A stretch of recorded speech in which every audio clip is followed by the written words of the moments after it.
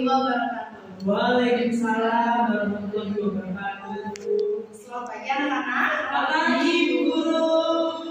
Ya, sebelum mengawali pembelajaran pada pagi hari ini, alangkah baiknya kita berdoa terlebih dahulu. Ibu Guru minta tolong kepada Mas Femas untuk memimpin doa kali ini. Baik, sebelum pembelajaran hari ini, mari kita berdoa kepada Tuhan dan berdoa masing-masing. Berdoa mulai.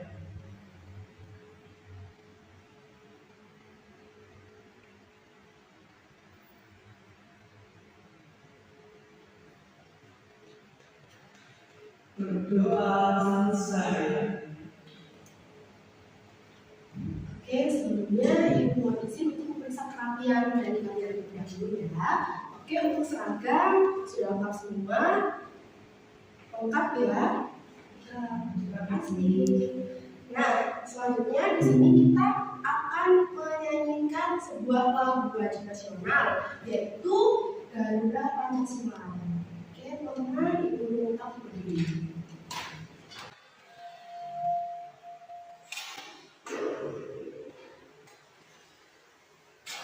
Satu, dua, tiga. Garuda Pancasila, akulah pendukungmu, patriot proklamasi,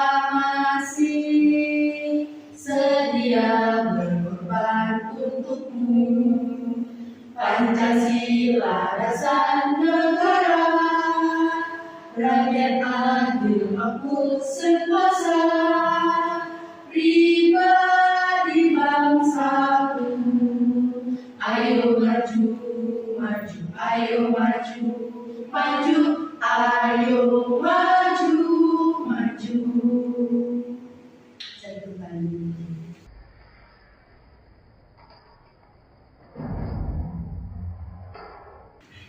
Di sini bagaimana kabarnya? Baik, Bu. Di sini bakal mengabsen daftar hadir kalian terlebih dahulu ya. Untuk pertama, Femas Gali Alfansyah, Hadir Ibu. kemudian Pradiana Hari Silviati, kemudian Irma Wahida, Sahil Esa dan Yafatina. Berarti nihil ya. Di sini untuk materi kita pada pagi ini yaitu tentang pengenalan konstitusi. Kenapa sih kita harus belajar atau paham tentang apa itu konstitusi? Kenapa? Ada yang bisa atau bisa menjawab? Dasar negara Ibu. Dasar negara. Ya. Boleh. Ada lagi? Tidak? Oke. Kenapa sih kita harus paham tentang konstitusi?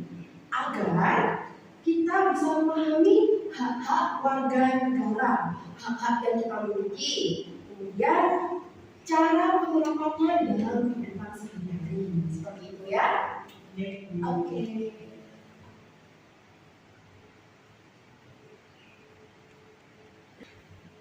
Nah, jadi itu tadi kenapa sih kita harus paham tentang konstitusi, yaitu agar kita bisa menerapkannya dalam kehidupan sehari-hari. Bisa dimengerti ya? Bisa. Nah, di sini ada capaian indikator pada pembelajaran kita di hari ini. Yang pertama, yang bisa menjelaskan kedudukan konstitusi. Yang kedua, dapat menganalisis wujud konstitusi tertulis dan tidak tertulis. Yang ketiga, membandingkan karakteristik konstitusi tertulis dan tidak tertulis. Jadi, konstitusi itu dibagi menjadi dua ya, ada konstitusi tertulis dan tidak tertulis. Seperti itu, bisa dimengerti ya? Bisa, Ibu. Beberapa setelah materi pembelajaran kali ini, apakah ada yang kalian ingin tanyakan?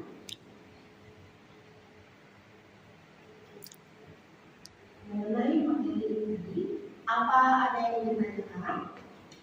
Saya, oke, Mbak Diana.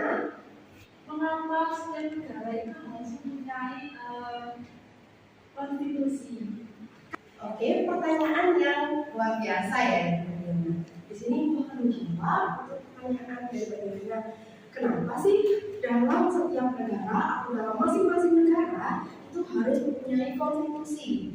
Oke, di sini karena dalam suatu negara itu tentunya kita bermasyarakat, jadi banyak sekali warga negara.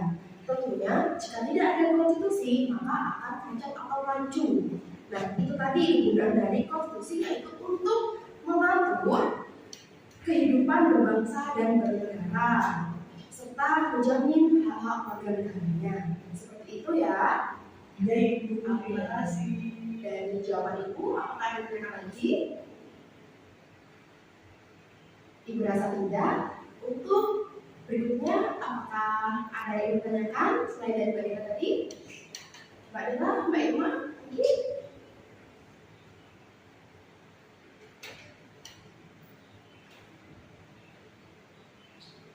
Ada? Cukup Ibu. Cukup? Oke, apakah ada yang ditanyakan lagi untuk materi tadi? Dari Ibu. Oke, dari Mbak Dina. Aku mau bertanya, adakah negara yang tidak mempunyai konstitusi? Negara yang tidak mempunyai konstitusi. Oke, ada ya anak-anak. Jadi kalian tahu Inggris? Tahu Ibu. Di Inggris itu konstitusinya tidak tertulis. Seperti itu. Kenapa kok bisa tidak tertulis? Karena ketentuan mengenai kenegaraan itu tersebar dalam berbagai macam dokumen. Seperti itu ya. Atau hanya hidup dalam adat kebiasaan masyarakat itu sendiri. Jadi Inggris masuk dalam kategori negara yang memiliki konstitusi tidak tertulis. Ibu, apakah itu sah? Itu sah apabila sudah dilakukan dan tidak dan ditaati di suatu negara tersebut. Seperti itu. Jadi untuk negara yang tidak mempunyai konstitusi tertulis itu adalah Inggris. Kalau Indonesia sendiri, Ibu mau tanya deh, Indonesia sendiri itu apakah termasuk dari konstitusi tidak tertulis? Tertulis Ibu karena undang-undang. Tertulis karena ada yang namanya Undang-Undang Dasar Negara Republik Indonesia. Di sini berarti sudah paham ya. Untuk pelajaran kali ini yaitu pengenalan tentang konstitusi. Oke.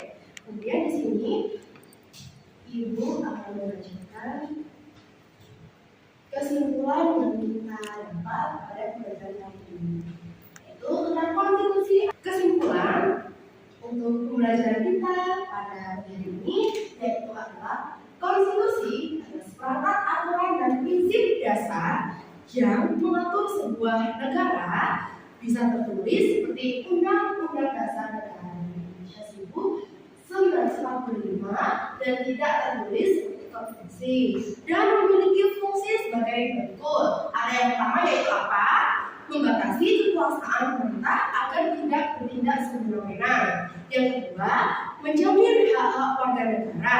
Yang ketiga, sebagai dasar atau piagam lahirnya suatu negara. Yang keempat adalah sumber hukum tertinggi di Indonesia. Kemudian kelima ada konstitusi sebagai identitas nasional. Seperti itu ya, anak. Ya Ibu.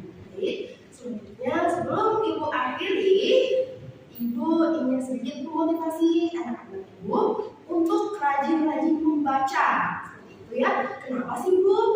Agar kita bisa tahu dan bertambah wawasan kita mengenai hal-hal seperti ini. Bisa dipahami? Bisa Ibu. Kemudian Ibu juga akan memberikan tugas kepada anak-anak Ibu, yaitu membaca materi selanjutnya, yaitu tentang bab norma. Bisa dipahami? Bisa Ibu. Ada di buku paket halaman 194, bisa dicatat ya. Ya Ibu. Dan di sini Ibu ingin tolong Mbak Della memimpin doa untuk mengakhiri pelajaran kali ini. Baik, silakan. Jadi untuk mengakhiri kegiatan pada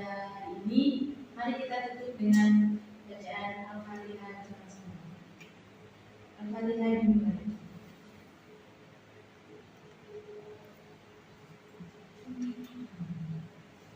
Selesai. Terima kasih. Apabila di temuan kali ini Ibu terdapat salah kata maupun salah dari teman kalian, mohon maaf yang seikhlas-ikhlasnya. Ibu akhiri. Wassalamualaikum warahmatullahi wabarakatuh. Waalaikumsalam warahmatullahi wabarakatuh.